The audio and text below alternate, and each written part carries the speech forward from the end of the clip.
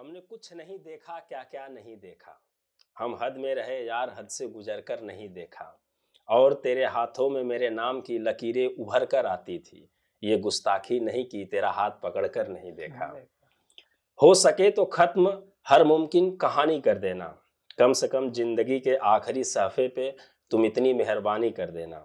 कोई यूं ही मेरी तरह तड़प तड़प के ना मर जाए। तुम छत पर आना और बर्तन में पानी कर देना। वो क्या दिखाना चाहता था, हमें क्या दिखता था। एक शख्स अपनी फीलिंग्स भी अंग्रेजी में लिखता है। वो क्या दिखाना चाहता था, हमें क्या दिखता था। एक शख्स अपनी फीलिंग्स भी अंग्रेजी में लिखता था। तेरी आंखों को पढ़ने के बाद किसी को और क्या पढ़े हम। पढ़ाई करने भी बैठते थे तो 6 का 9 दिखता था। आगाज पर ईमान है मुझे, मैं अंजाम नहीं लिखता।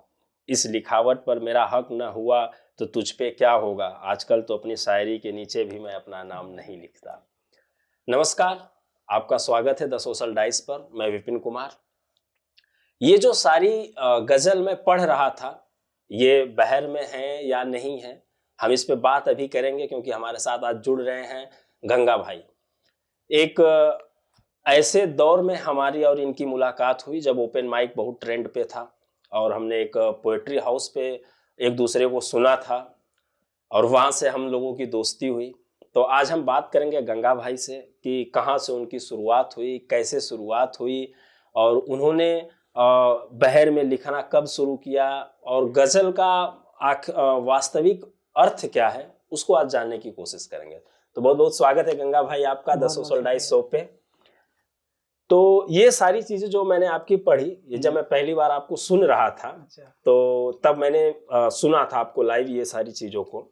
क्या ये क्या थी, कहाँ से इन सारी चीजों की आपकी जर्नी कहाँ से शुरू हुई, आपके पीछे की कहानी, आपके घर परिवार की कहानी, और आज इस कठिन दौर में आप इस तरीके से आगे बढ़ रहे हैं जहाँ पे एक तरीके से संगीत को, गजल को, म्यूजिक को कहा जाए तो बड़ी कठिन तपस्या है, एक साधना है, और आप इसको कर रहे हैं इतनी छोटी सी उम्र में।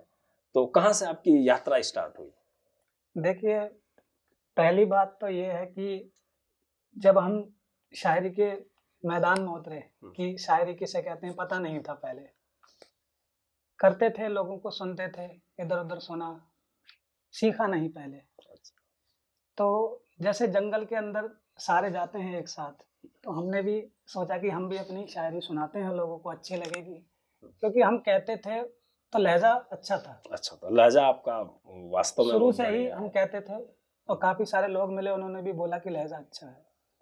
पढ़ते गए, लेकिन बाद में अचानक से हमारे एक दोस्त हैं, हमारे ग्रुप के ही, आसिफ गौरी नाम है उनका। अच्छा। तो मैं उस टाइम पे फल की रेहड़ी लगाता था, तो उनका मेरे पास फोन आया, गंगा भाई ये बहर कुछ होती है क्या? तो मैंने कहा कुछ तो होती है, कुछ तो होती है।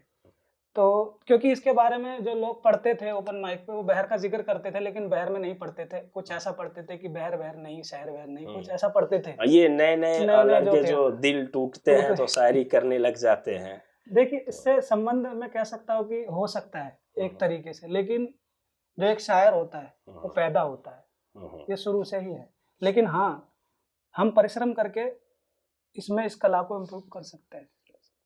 अगर हम मेहनत करते हैं तो मेहनत से तो कुछ भी हम प्राप्त कर सकते हैं, ऐसी कोई ज्यादा बड़ी दिक्कत नहीं आएगी, लेकिन हाँ, उसको समय देना पड़ेगा। कुछ बहर में अगर आपने लिखा हो तो कुछ एक दो लाइन हो जाए। शुरुआत में तो देखिए, जब मैंने लिखा था, जब मैं सीख रहा था, तो लिखा था, आया था, ये ऊपर वाले की आमद में कहूँगा कि कहानी है ये मिट्टी की, मेरा किरदार मिट्टी का। कहानी है ये मिट्टी की, मेरा किरदार मिट्टी का, गले मुझको लगा लेता है मेरा यार मिट्टी का। अरे वाह, क्या बात है। कहानी है ये मिट्टी की, मेरा किरदार मिट्टी का, गले मुझको लगा लेता है मेरा यार मिट्टी का। किसी दिन तो कुम्हारों को मिले 2 वक्त की रोटी। क्या गहरा शेर है।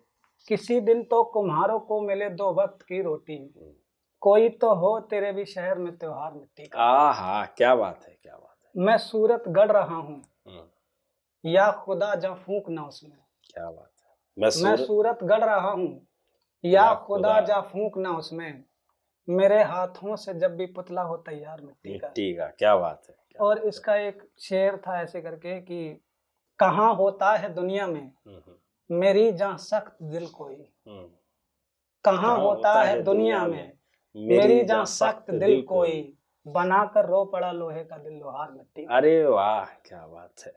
तो ये बहर में थी? बिल्कुल, ये बहर में जब हमने शुरुआत में सीखा था तो हमने देखा कि कैसे करी जाती है। एक हमारे जो मैंने बताया जिक्र किया था अभी आसिफ गोरी का, उन्होंने एक हमको पीडीएफ भेजी थी क्योंकि पैसे थे नहीं उस टाइम पे, तो जहाँ से संसाधन जुट पाते थे वहीं से हम लोग सीखना शुरू कर देते थे। तो उन्होंने कपिल पाल सूफिया करके एक पीडीएफ थी, वो उन्होंने हमें भेजी थी, वो हमने पढ़ी। फिर उसके बाद एक गजल की बाबत हमें मिली जो विनेश केसरी ने लिखी है, काफ़ी अच्छी, मतलब उसको इस दौर की हम कह सकते हैं कि बेहतरीन बुक है। जो लोग आजकल नहीं सीख रहे हैं गजल लिखना, पढ़ते हैं, उनके दिल में ये ख्वाहिश है कि वो भी एक प्रॉपर ढंग से नियम में लिखें। अगर हम कोई खाना खाते तो खाना खाने का एक ही तरीका है, दूसरा तरीका ये है कि हम उसको चम्मच से खा सकते हैं या फिर हाथ से खा सकते हैं, और कोई दूसरा नियम नहीं है। तो गजल को या शेर को कहने का एक अर्थ ये है कि हम उसको मीटर में कहें, जो उसके नियम हैं उसके अंदर कहें, हाँ, फिर हमको कोई टोक नहीं सकता।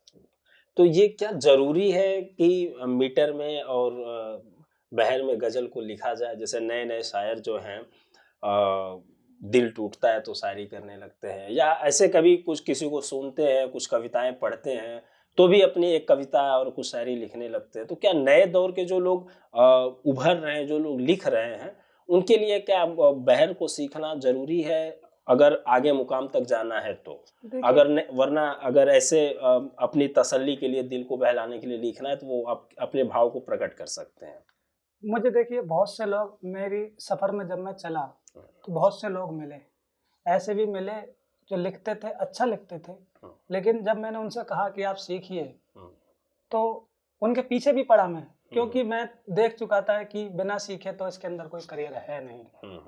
तो मैंने उनसे कहा कि आप सीखिए, सीख कर ही आप आगे कुछ कर सकते हैं, अन्यथा आप इस चीज़ पर कसम नहीं खा सकते कि हाँ मैंने सीखा।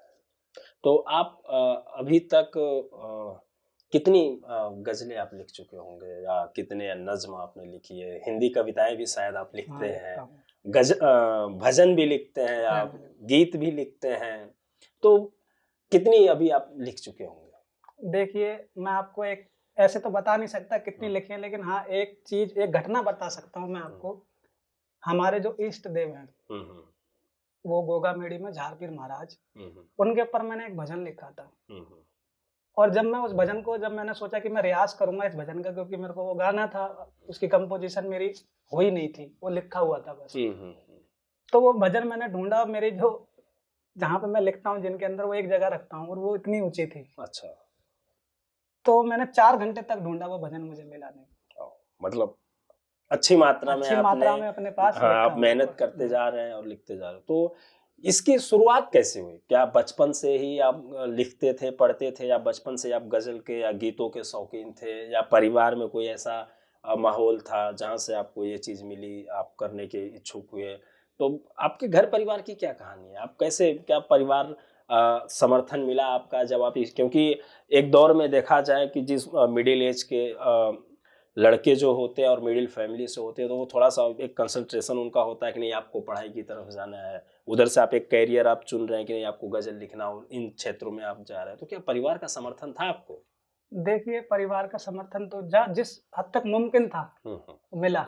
अच्छा। शुरू से ही, क्योंकि जब हमारा जन्म हुआ यहाँ पे रामपुर के अंदर, रैसेना हमारा गाँव, उत्तर प्रदेश में, तो बचपन से गाता था, आवाज तो ठीक थी, अब वो क्यों गाता था ये नहीं पता, शुरू से ही गाता था, क्योंकि गाना गुनगुनाना शुरू कर दिया था उस टाइम पे। फिर जब हम दिल्ली आए, दिल्ली में हमने यहाँ पे रघुवीर नगर के अंदर रजौरी गार्डन के पास में, वहाँ पे स्कूल में एडमिशन लिया, लेकिन शौक वहाँ पे भी नहीं था लिखने का। हाँ, ये जरूर था, सुनते थे, लोगों को सुनना पसंद था शुरू से ही।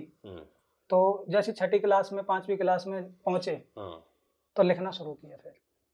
और उस टाइम पे जो लिखा था मैं आपको सुनाता हूँ कि उड़ रहे हैं सारे पंछी, पंख को फहरा रहे, मॉर्निंग बादल को देखे मन ही मन मुस्कुरा रहे। ये आपने कक्षा 6 में लिखा था। क्या बात। ये ये कैसे, ये लय में लिखा हुआ, लयबद्ध तरीके से क्यों है, क्योंकि किसी ने, जब मैं किसी को सुनता था तो वो लय में पढ़ते थे, उनकी जो मात्रा टूटती थी या प्रोनाउंसिएशन होता था वो नहीं टूटता था, वो लय में गाते जाते थे। तो गाने का संबंध भैर से ही है, तरन्नुम जिसको हम कहते हैं, तहत में पड़ी जाती है, एक तरन्नुम में पड़ी जाती है, लेकिन है तो वही चीज है, मीटर है।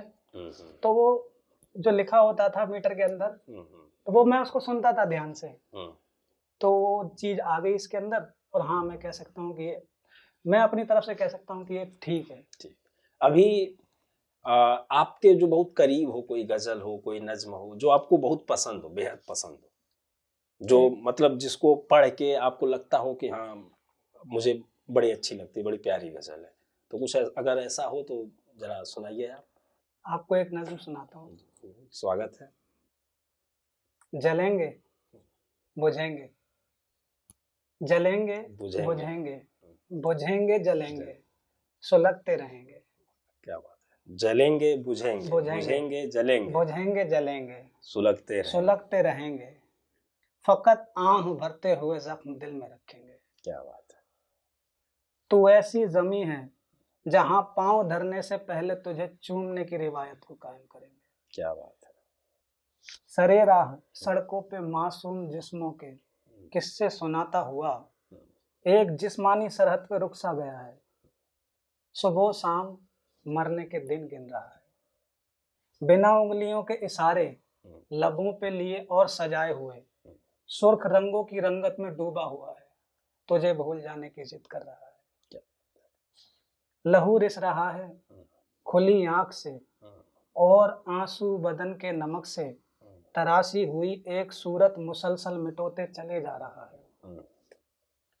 घड़ी से सटी खिड़कियों पे अटी धूल, घड़ी से सटी खिड़कियों पे अटी धूल, कागज किताबों सभी के लिफाफों लिहाफों कमीजों पे बैठी हुई है उदासी। क्या बात है। कितना बारीकी से आपने देखा है चीजों को। घड़ी से सटी खिड़कियों पे अटी धूल, कागज किताबों सभी के लिफाफों लिहाफों पे कमीजों पे बैठी हुई है उदासी, जो बेताब तो है बहुत लिपटने को सीने से मेरे मुझे चीरने को। बड़ी मार्मिक और बड़ी सुंदर गजल नज्म है आपकी। बड़ा बारीकी से आपने चीजों को ऑब्जर्व किया, आपने देखा है। इसके अंदर फिर आगे है कि तुझे इल्म है तेरे हिस्सों के लाखों सितारे बुझे और सीधे यहाँ मेरे घर आ गिरे थे। तुझे इल्म है तेरे हिस्सों के लाखों सितारे बुझे और सीधे यहाँ मेरे घर आ गिरे थे, जहां से अलाव का जलना लिखा है वहां से कहीं दूर जंगल में पेड़ों पे कीलों से कलमा लिखा है। क्या बात है। अभी तक जहां चलने वाली हवाओं ने तेरे निशानों को जिंदा रखा है। क्या बात है। ये कश्ती वही पेड़ गिरने की उम्दा गजल है, जो उजड़े हुए एक तंबू में बैठे किसी के निकलने की उम्मीद सदियों से करती रही है, वही है। ये ऐसी सदी है जहां बैठकर लड़कियों ने कहा है किसी को बदन सौंप देना सही है। क्या बात है, क्या बात है। क्या आपने आधुनिकता को परोसा है लोगों के सामने। तो कहानी आपके परिवार से शुरू होती है, आप बचपन से ही लिखना शौकीन थे आप सुनने के। लिखना आपने शुरू किया शायद 5वीं या 6ठी क्लास से, और उसके बाद लगभग 2019 या 20 में मैं आपको सुना था। 19 में सुना था, जब मुझे आप बड़े, आपके जो है कलाम बड़े अच्छे लगे थे, बड़े आपका लहजा बड़ा अच्छा था उस समय मेरे लिए, और बहुत सारे लोगों के लिए बड़ा अच्छा था। फिर मैंने सुना कि बीच में आपने 1-1.5 साल लिखना बंद कर दिया। हाँ, ये क्या घटना थी, आपने क्या कारण क्या था कि जो आपने लिखना बंद कर दिया? ये घटना मतलब मैं जब इसको सोचता हूँ तो मतलब अंदर से कांप जाता हूँ। जब हमने शुरुआती दौर में सीखना शुरू किया तो जो सिस्टम होता है एक तरीके से ये नहीं है कि हम उसको खुराक के तौर पे दें, लेकिन हमने इतना दे दिया जरूरत से ज्यादा, जहन पे इतना जोर पड़ गया कि ऐसी स्थिति आ गई कि पागल भी हो सकता है व्यक्ति। मेरा एक दोस्त वो मेरी वजह से दिल्ली में रुका मेरे लिए। वो भी मेरे को जब मैं आपसे मिला था उसी दौरान वो मुझसे मिला था। उसका नाम है दिगर निहाल। और हम दोनों साथ में लिखते थे, मतलब सफर में हमारा था कि हम एक साथ सफर में चलेंगे। तो जब मैंने उसको बताया कि मेरी जहनी तौर पे मैं ठीक नहीं हूँ, क्या करा जाए, तो उन्होंने कहा कि अभी कुछ नहीं कर सकते, आप ऐसा करो कि थोड़े दिनों के लिए लिखना बंद कर दो, ज़्यादा नहीं लेना, क्योंकि काम है, उसके ऊपर से घर की प्रॉब्लम है। क्योंकि घर की प्रॉब्लम इसलिए होती है, कुछ लोग तुम्हारे परिवार के अंदर ऐसे होते हैं जो तुम्हें किसी चीज़ से लिए रोकते हैं या फिर सपोर्ट करते हैं, उससे कोई मतलब नहीं होता है। लेकिन कुछ ऐसी क्रियाएं, कुछ ऐसी स्थितियां चल रही होती हैं घर के अंदर कि व्यक्ति मानसिक तौर पे बीमार हो जाता है। वो हर घर में ये कहानी चलती है। तो फिर मैंने वहाँ पे थोड़ा रेस्ट लिया, लेकिन हाँ ऐसी कोई दिक्कत नहीं हुई मुझे। फिर शुरू किया अपना सफर और चल रहा है, अभी बढ़िया चल रहा है। चलिए, बहुत बहुत शुभकामनाएं आपको।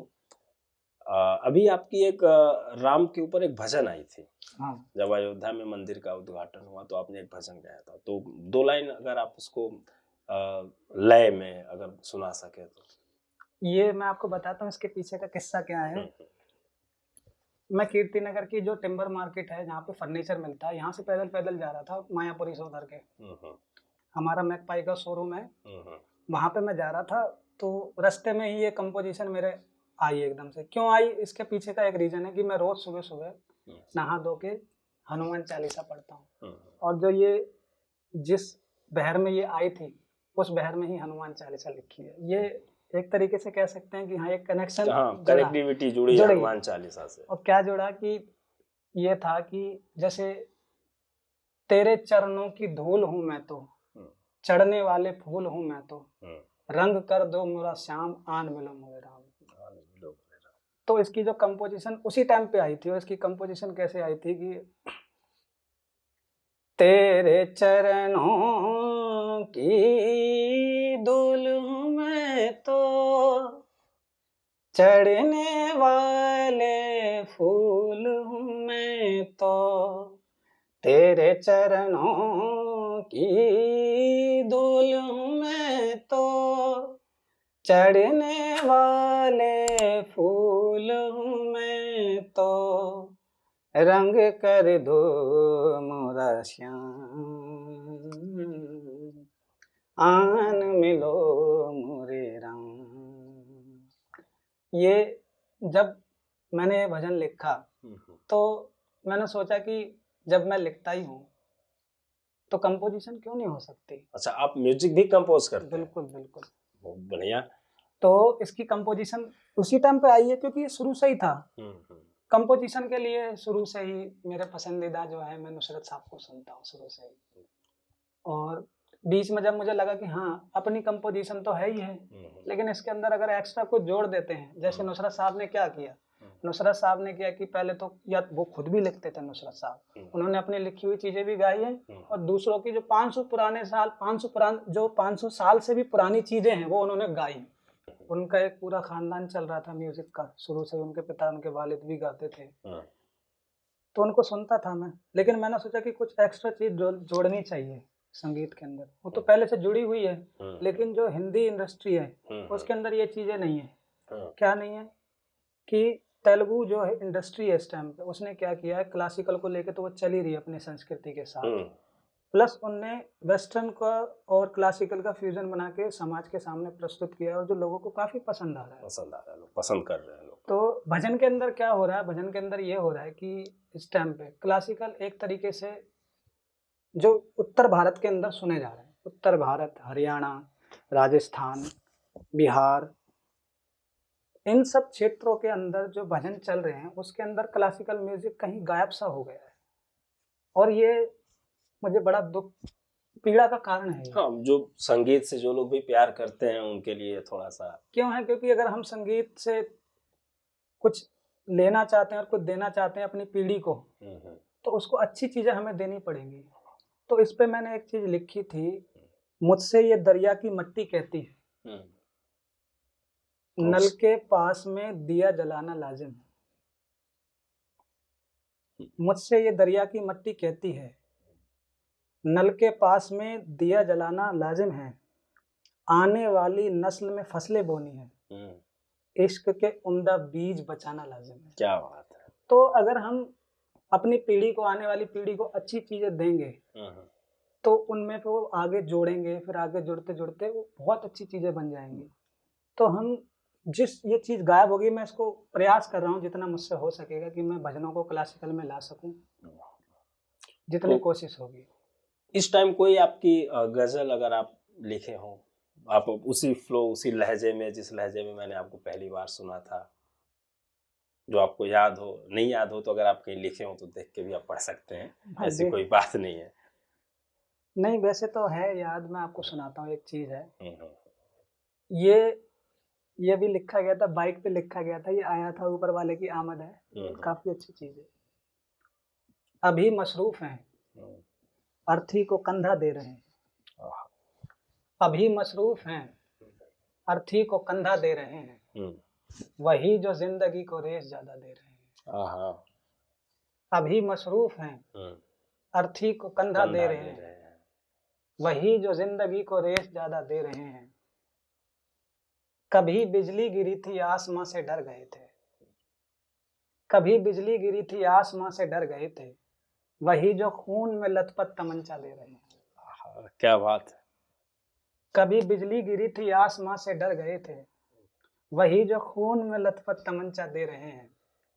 बदन को बेचने वाले बदन मजबूर होंगे, बदन को लूटने वाले भी हफ्ता दे रहे हैं। क्या बात है, बहुत उम्दा। बदन को बेचने वाले बदन मजबूर होंगे, बदन को लूटने वाले भी हफ्ता दे रहे हैं। अगर मैं लौट आऊं तो बदन तू सौंप देना, अगर मैं लौट आऊं तो बदन तू सौंप देना, तुझी को दे रहे हैं और जिंदा दे रहे हैं। क्या बात। इसमें और भी शेर हैं, लेकिन कोई बात नहीं, चलता रहता है, चलता रहता है, कुछ और भी सुन लेंगे हम लोग। तो ये जो आप लिखते हैं, आप किसी को, किसी स्पेसिफिक पर्सन को फॉलो करते हैं, किसी एक व्यक्ति को, या आज के दौर में जितने लोग हैं उन सभी लोगों को आप सुनते हैं, या किसी एक स्पेशल व्यक्ति को आप पढ़ते हैं? तो ये थॉट, ये सारी चीजें आप कहाँ से, ये प्रेरणा क्या है इसकी? देखिए, पहले तो मैं सुनता था, पढ़ता भी था लोगों को। काफी सारे शायर हैं, पाकिस्तान के भी हैं कुछ, हिंदुस्तान के भी हैं कुछ।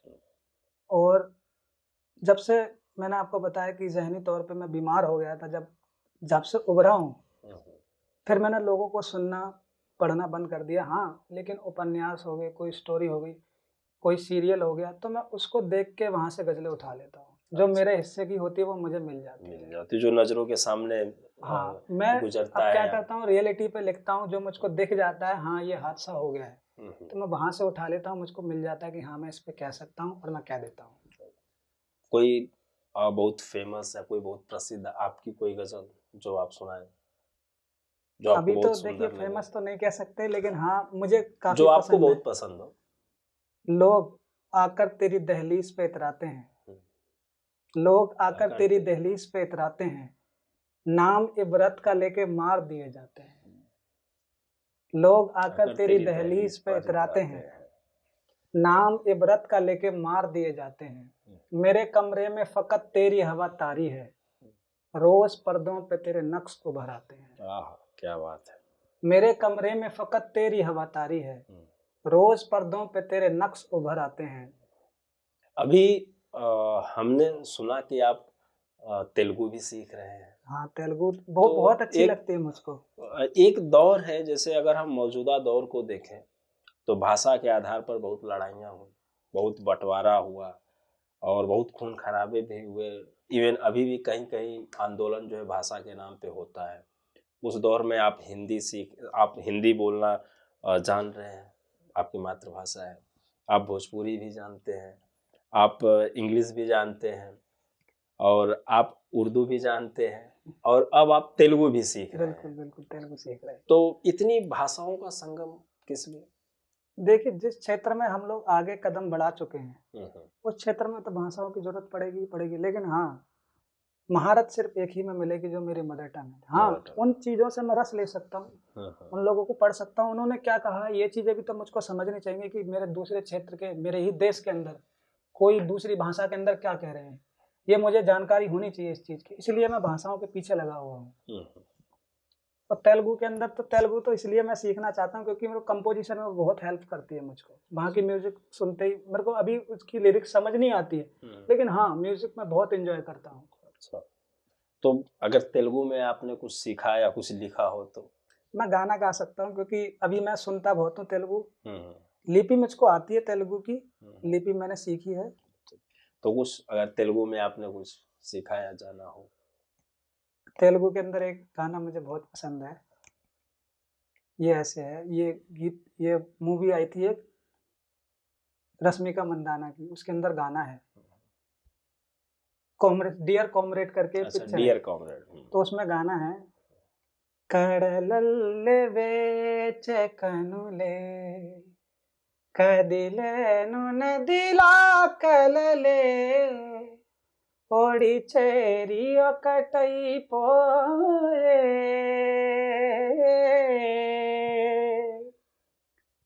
ఓడి చేరి ఒకటైపోయే తీరం కోరే ప్రాయం।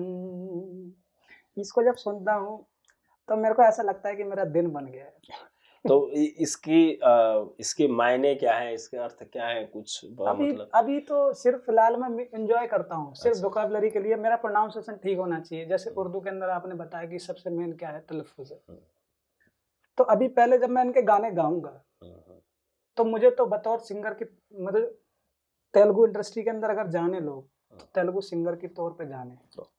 तो आप सिंगिंग भी कर रहे बिल्कुल हैं, सिंगिंग भी कर रहे हैं, आप लिख भी रहे हैं और आप म्यूजिक कंपोजर भी हैं, तो बाकी आपके भविष्य के लिए बहुत सारी शुभकामनाएं।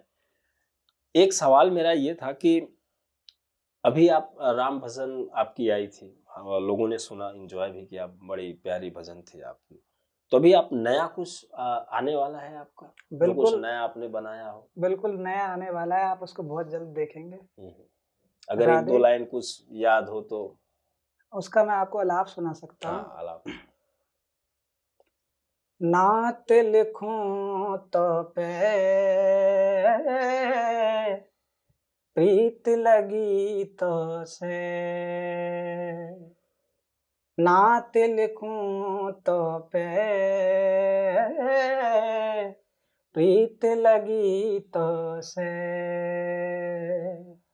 मात लगे तुझ बिन जीत लगे तो से। ये हम इसको जब गाना पूरा लेके आएंगे तो आप वाकई में देखेंगे कि गाना वाकई में बहुत सुंदर होगा। ये कब तक आ जाएगा यार? ये हम सोच रहे हैं कि मार्च से पहले इसको निकाल दें। तो आप ये कहाँ पे, यूट्यूब पे अपलोड होगा? यूट्यूब पे अपलोड होगा। किस चैनल? राइटर गंगा कश्यप करके अपना चैनल है। अच्छा, राइटर गंगा कश्यप। हाँ, उस पे आप देख सकते हैं इसको। तो मैं अपने दर्शकों को बता दूं कि गंगा भाई का गाना बहुत जल्द ही आ रहा है, द राइटर गंगा कश्यप नाम से यूट्यूब चैनल है, आप जरूर वहाँ पे गंगा भाई के चैनल को देखें और उनके गानों को एंजॉय करें।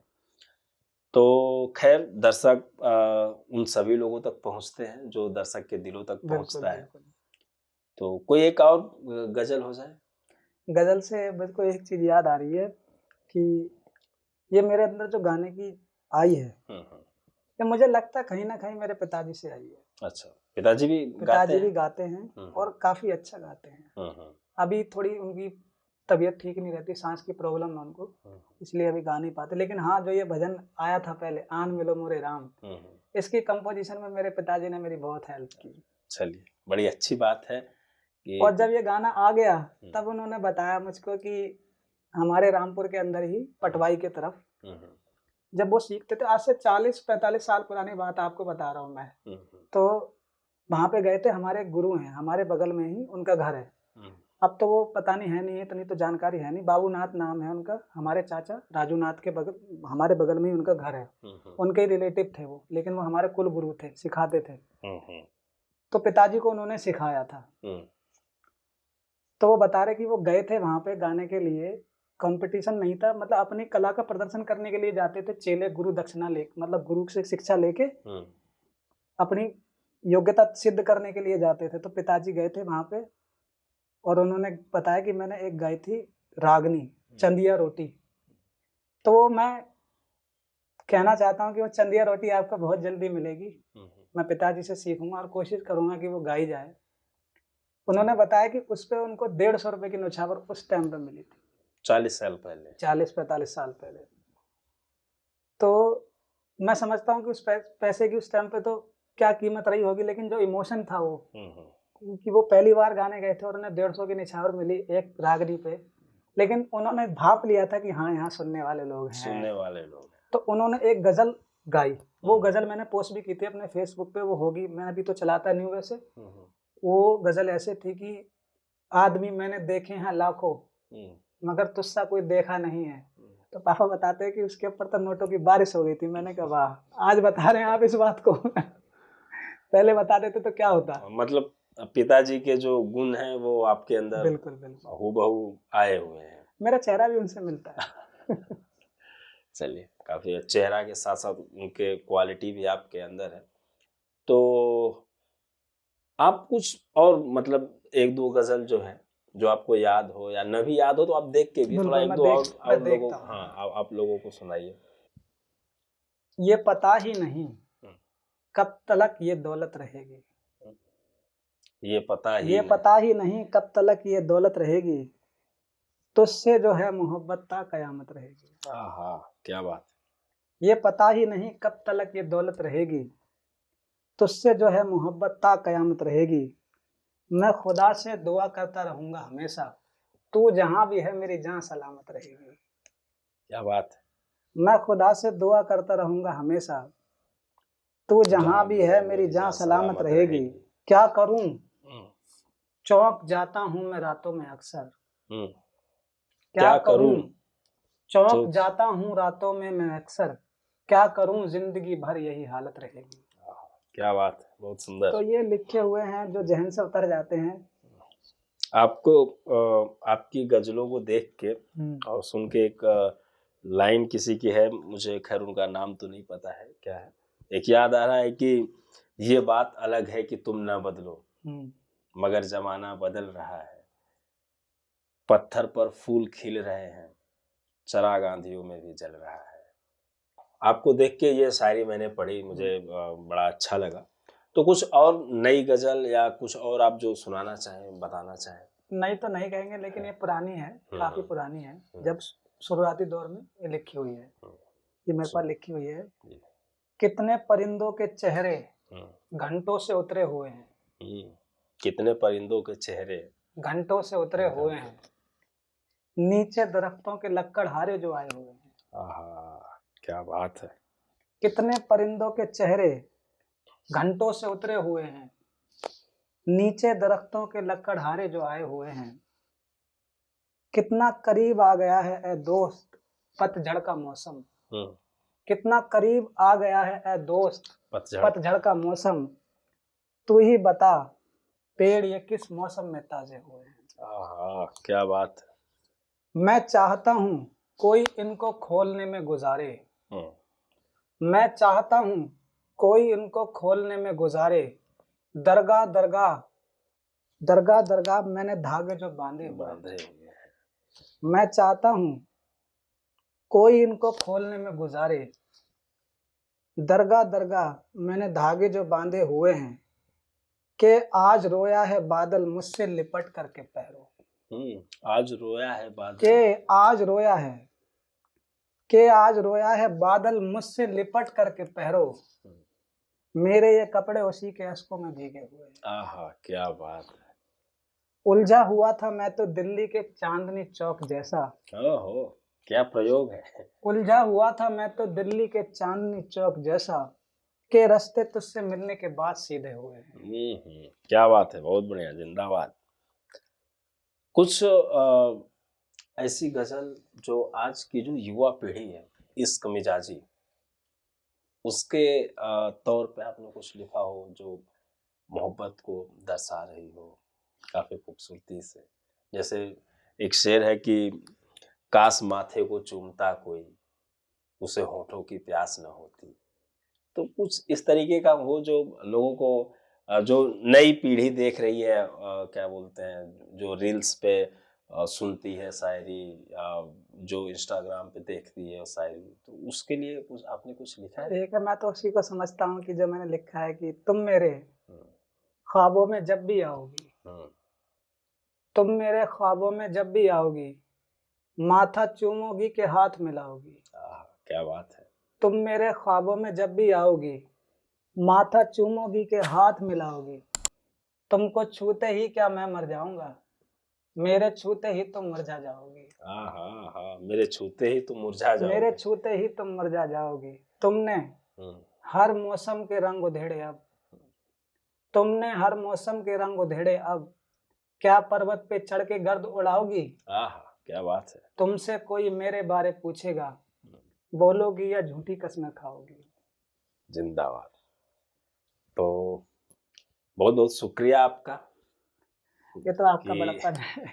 आप हमारे साथ हमारे चैनल द सोशल डाइस पर आए, आपने बातचीत की, अपनी भावनाओं को आपने व्यक्त किया, अपनी गज़लों को सुनाया। अभी आप म्यूजिक कंपोज भी कर रहे हैं, बहुत जल्दी आपकी गीत और भजन आपके आने वाले हैं। बहुत सारी शुभकामनाएं आपको आपके भविष्य के लिए, और बहुत बहुत धन्यवाद।